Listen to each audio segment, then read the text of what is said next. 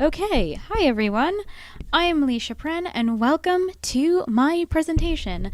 I am super sorry that I can't be there with you all today, but I'm currently living in the only green area in all of Europe in terms of corona spread, and I'd like to stay here and not bring any corona back with me, so I hope you understand.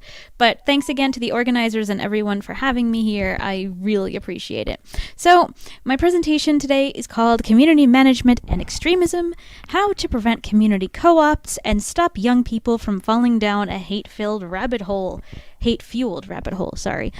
That's a pretty heavy title, but I promise the presentation is not as doom and gloom as the title would make it sound. So, let's start out by learning a little bit about me. So, as I mentioned here, I'm old. I'm not a young person anymore. I guess technically I'm young on the inside, whatever that means, but I will be the first to admit that I am not totally up to date in terms of what the kids are into. I don't have a TikTok, thank God, and mostly because I don't think anyone wants to see that, but I try to keep up. But if I sound out of touch or like I'm giving information that would have been relevant 4 years ago at times, it's because, well, I'm not as young as I used to be. But I am a mobile game producer, a community manager, and an accessibility advocate and consultant by day. I've worked for a company called Nopia for 5.5 years making mobile games. I've been a freelance forum moderator and community manager for the past 17 years, mostly working on online forums for musicians and bands, but most recently I've been doing community management for an influencer who has 1.3 million followers, as well as for an indie studio based in Tuusula called Nut Farm, helping them do their community management plan thingies. And the accessibility stuff I've been doing for a couple of years. It kind of happened by accident since I'm blind, and people asked me to educate them, and I like money, so I said yes. I'm a Eurodance artist, DJ, and radio host by night, and I am non-binary. My pronouns are they, them, so please try your best to keep that in mind. So I mostly play Nintendo Switch, Nintendo 64, and mobile games. I have a PlayStation 3. I haven't played a ton of games on it. I'm going to get a PlayStation 5 at some point. As far as PC games, I've played Among Us a couple of times with my friends.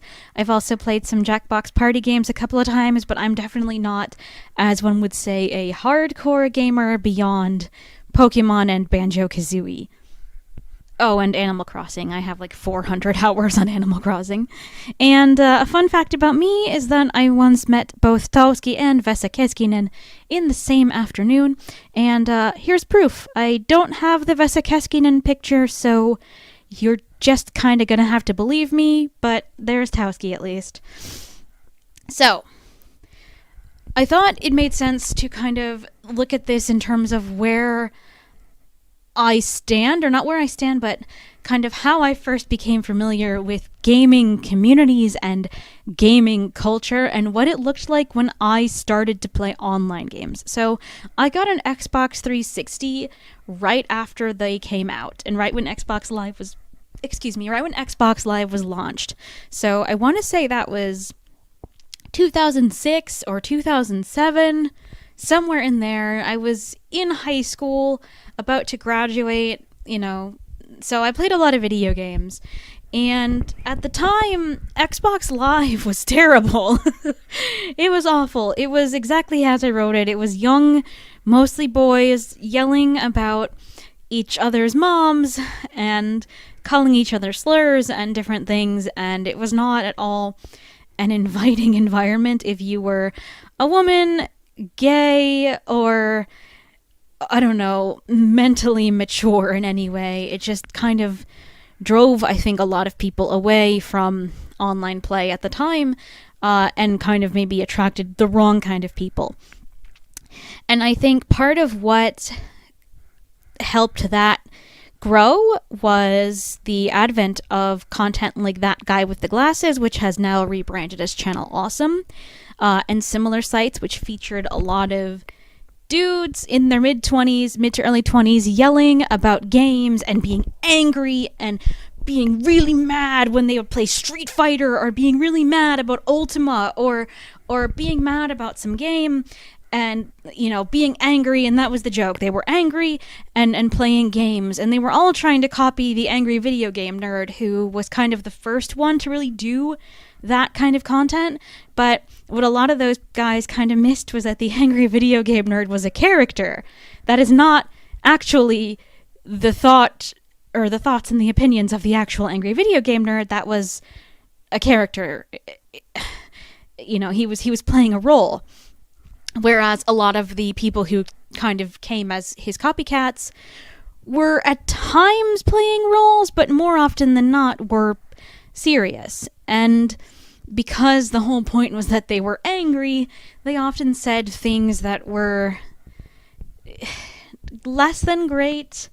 And I'm not talking about swearing. I'm not like clutching my pearls and running off into the sunset. I mean slurs and violence and anti-Semitism and things that nowadays would be seen as not great looks were in 2006, 2007, 2008 sort of glossed over to an extent. So what's different now compared to those days of, well, the early days, I mean, of mainstream online gaming? I'm very aware that online gaming existed before Xbox Live, but I consider kind of the advent of Xbox Live and Call of Duty and all these other games to be kind of when this started to become less of a thing that nerds did in the basement and more of a thing that the cool kids did. I think one of the biggest changes since that time period has definitely been the mainstream idea of esports. And while I think that has possibly done positive things for communities, and especially for gamers and young people who like to play games, the advent of esports has made attitudes towards disabled gamers more hostile than they were when I was younger. So when I was a kid, I loved video games for the reason that I could be blind and exist in a space and no one knew if I was blind or not. It didn't matter. There was no discussion about accessibility features. We just kind of did our own thing. Some games had settings you could change that one could call accessibility features, but oftentimes it involved us as players finding ways around constraints. And now, because there's more disabled people visibly out there speaking on social media and speaking at events and actually working at game companies, which is crazy, people are talking more about accessibility. And while some people treat this as a super positive thing, other people are less than enthusiastic and acting as though disabled players are just people who are not good at video games and who want wins handed to them or whatever. And, like, let's be clear, no one has ever gone to the Special Olympics and made fun of the blind sledge hockey team for being bad at hockey. So I'm not really understand why we do this in esports and why so many people in the esports community are silent about it. And that's why I've distanced myself completely from it and why I tend to not speak about it. But since this is about toxicity today, I thought this was the appropriate forum to bring up something that I feel is one of the most toxic things currently in the game industry, especially for disabled people. So one super positive thing, however, is that there are more non-male gamers and non-male people working in the game industry, which I think is a fantastic thing because that diversity, as I mentioned before about accessibility, helps make games better, helps make games more inclusive, and helps to make gaming communities less toxic and more inclusive, because more voices, more diversity, it's always a net positive. So, in my title and in my previous slide, I talk about co-opting. And this was kind of the entire basis of my presentation. So, what is co-opting? And I realize I made my font too small for me to see from back here. Whoops. So, co-opting is to co-opt is to divert to or use in a role different from the usual or original one. The examples I've given here are, in the case of online communities, this means turning your perfectly normal Among Us group chat into a chat about something else. Or noticing that your favorite subreddit that used to post cute pictures of cute cats. Oh, there's a typo there. It says cute cat. Okay, we can pretend it's about a specific cute cat. Suddenly had pretty strong opinions about a completely unrelated topic. And that these posts were clogging up the front page. So this happens quite often. I moderate several large subreddits on Reddit. I hope most of you know what Reddit is. In case you don't, it's a very large online forum platform with many different subreddits or communities. So the one subreddit I manage has over 2.5 million users. And we experience this kind of behavior all the time. And usually it happens after terrorist attacks or news articles that would paint certain kinds of immigrants in a negative light. It's not our normal users, because we can see who our normal users are, engaging in rational discussion about how to handle extremism in our societies. It's people who have just made their accounts or who've never posted in our community before, coming in and using tragic events to, for example, advocate for putting people in concentration camps or worse. So that's a pretty extreme example, but this is something I see every day. And they hide behind... Sorry, I forgot to mute my phone. Hold on.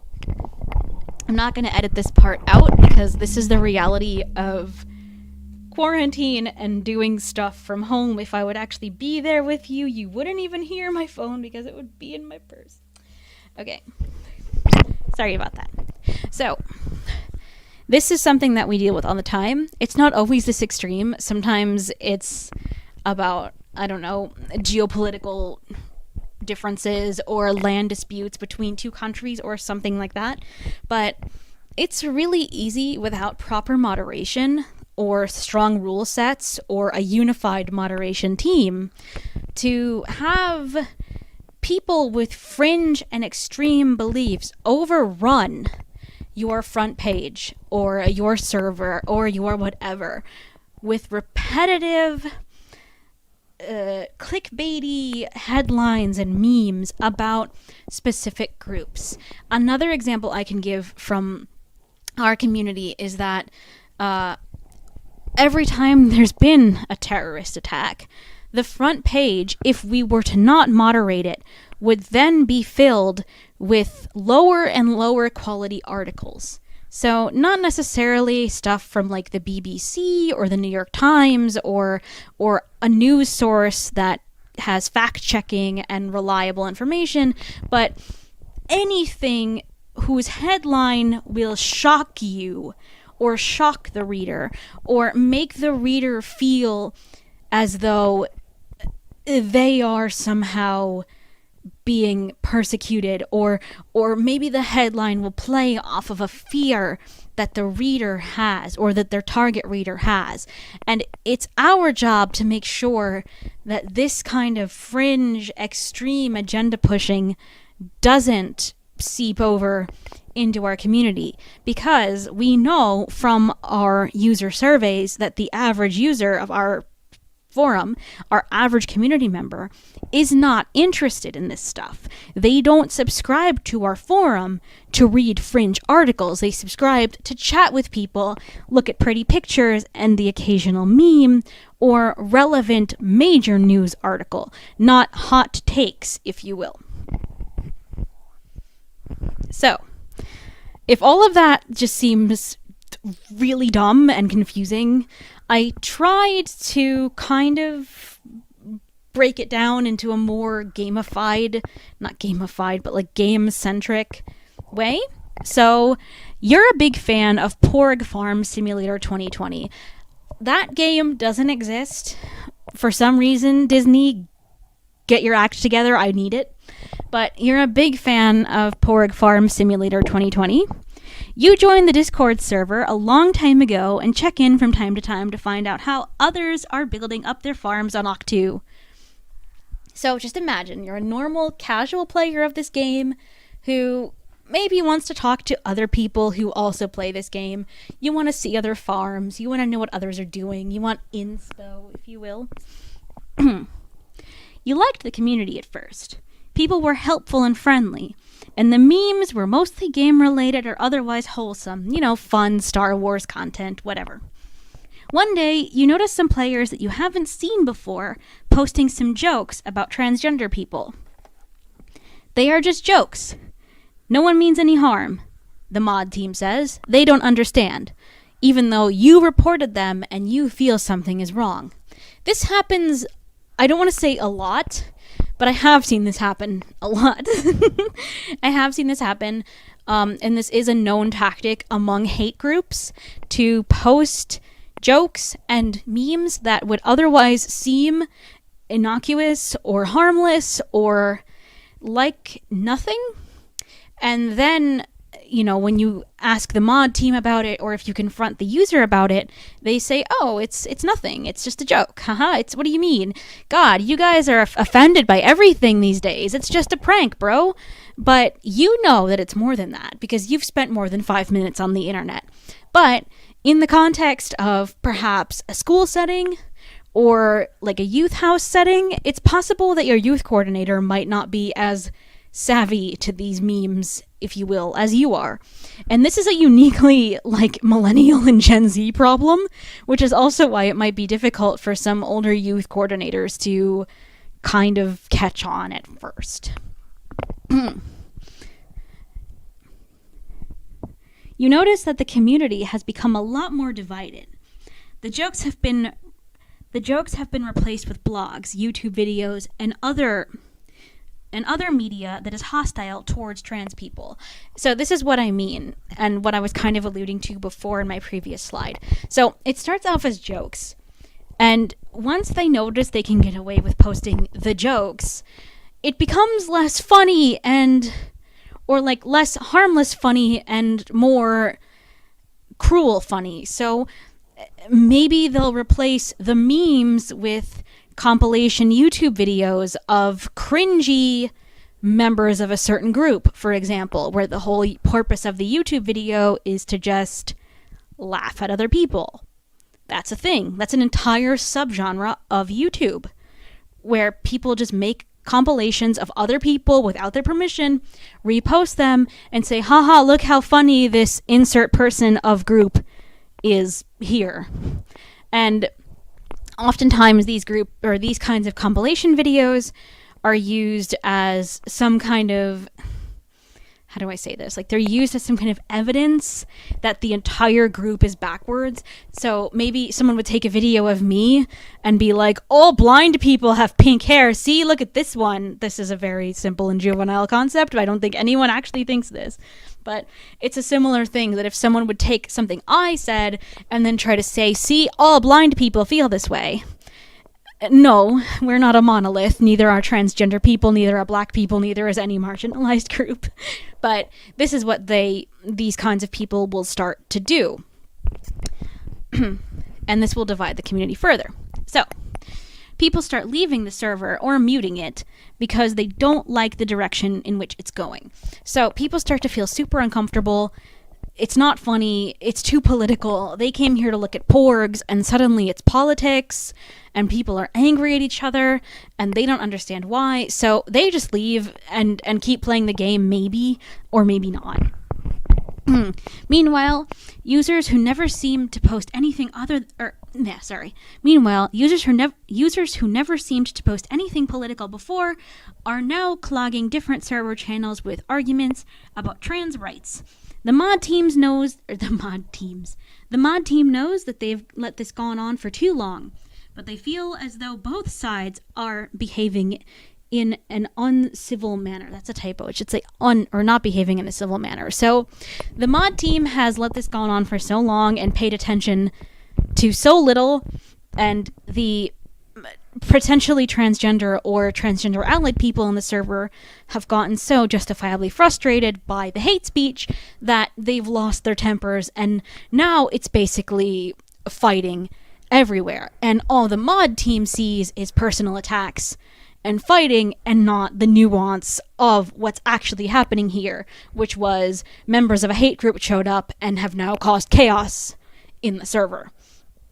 So the mods just see, why can't we all just get along, when it's not so simple, because one side is advocating for the other side to be bullied, and the other side is simply just trying to defend themselves and not feel invalidated or hurt. The transgender and non-binary members of the community have left, and are now posting on Reddit and Twitter about how toxic the community is, and asking the game's developer to step in and do something. By this point, untold numbers of people know that this is a game that has a toxic community, and people with similar extreme views are now flocking to the server, even if they don't play the game. So this creates a chain reaction in almost every case, where the people who don't hold these extreme views will just leave or stay quiet, and once people know that this is a server that is a safe space for extremism and for hate, it will only attract more extremism and more hate. So the problem will only get bigger until the mod team is completely outnumbered. So this is a true story. That literally happened. Except the game was not Pork Farm Simulator, because again, Disney has dropped the ball. But that, what I just said, literally happened. And I'm not going to say which game or which community, because I don't want to call anyone out. But that is a thing. And it's something that we have to address. So how to prevent this? My number one bullet point here, or list point here, if you will, is the most important thing, in my opinion. There is absolutely no such thing as the free marketplace of ideas. It is not, and I repeat, it is not the same thing to say, I don't know, I think taxes on chocolate are too high, and I don't think trans people are real. These are not statements that are equal. One of them is an opinion about a thing, and we can debate that, and we can talk about that, and, find a common ground. The other one invalidates and dehumanizes another human being. When we're talking about ideas that invalidate and dehumanize, we do not give these ideas equal time and equal space. Ever. At all. Because the second you start doing that about anybody, you lose control of your community, and you create a hostile environment that is not welcoming to certain groups. It doesn't matter who we're talking about. If it's black people, if it's transgender people, if it's gay people, if it's immigrants, Muslims, whatever. The second you have a community in which members of a certain group feel uncomfortable because there are people in that group openly sharing memes or articles or jokes that take away the humanity of the other person, you've lost the fight. And it's your job as a community manager, as a youth coordinator, as a facilitator, as whatever you are, to make sure that that doesn't happen. And I know this is a hard topic, because a lot of people, as I mentioned in my final bullet point, want to talk about free speech and, freedom of expression or whatever, and that's fine. Free speech means the government can't persecute you for, saying that you don't like Sanna Marin.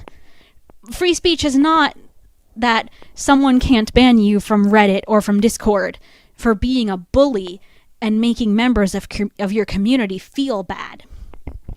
That's not how it works.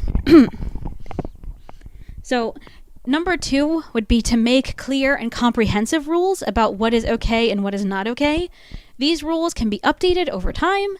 You don't have to think about everything right away, but just to have these rules and to have these boundaries and make them very clear in the beginning, that you will not tolerate hate, you will not tolerate bullying, you will not tolerate people being treated unequally. That's really important, because the second people start getting let through the cracks, as I mentioned before, then you start to lose control, and you need that control in order to maintain a safe and welcoming environment. And, don't be afraid of bullies and harassers. Don't back down. If someone is actually threatening you with violence or harassing you, calling you whatever, you can go to the police about it. Like, that is a crime. So you don't have to worry about that. I've had to go to the police several times. No one has thankfully ever physically attacked me. I've been bullied, of course, a lot online, but no one has ever, come to my house or my work or anything like that.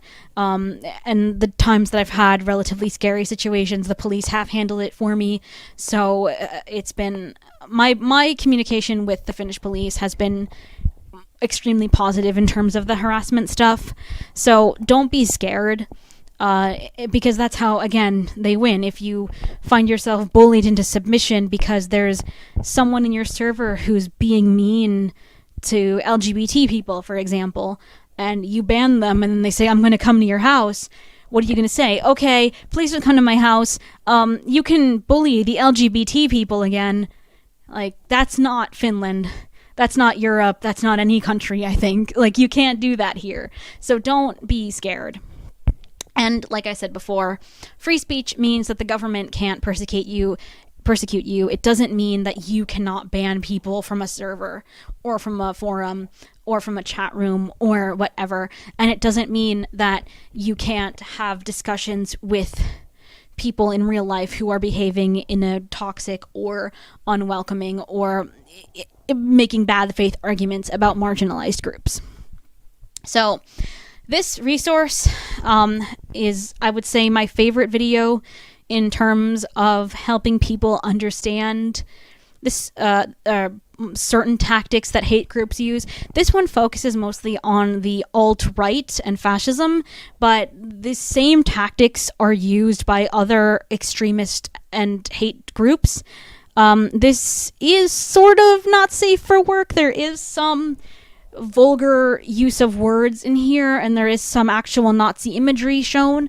So if that's the kind of thing that makes you uncomfortable, maybe only listen to the video. But the vulgarity is not anything like over the top. It's just a couple swears here and there.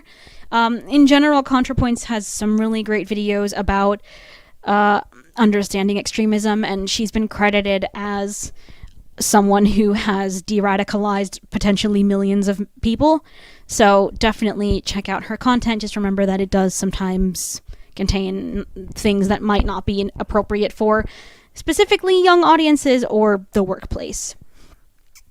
And if you have any more questions for me, that's my Twitter, that's my LinkedIn, and if you want to listen to my radio show, the only English language radio show about Estonian music in the world, tune in to Finest FM on Saturdays at 98.5 in Helsinki to hear my wonderful voice talk about Estonian dance music. You can also check out, I forgot to put here, Nut Farm Games. They've just released their playtest for their game Children of the Eclipse. It's going to be awesome. So if you like Steam games and you want to do a playtest and be cool and say that you played something before it was cool, then definitely head over to their social media on your platform of choice and check them out. So I'm going to be in the Twitch chat with this muted because I don't want to hear myself talk, and also be taking part in the Q&A. So if you have any questions for me, ask them in the chat or during the Q&A portion of the discussion. And again, thanks everyone so much for having me here, and thank you so much for the other speakers. And please remember to stay safe. The coronavirus is very much real, regardless of what you might read on Facebook. So wear a mask and wash your hands, okay? Thank you. Have a great week.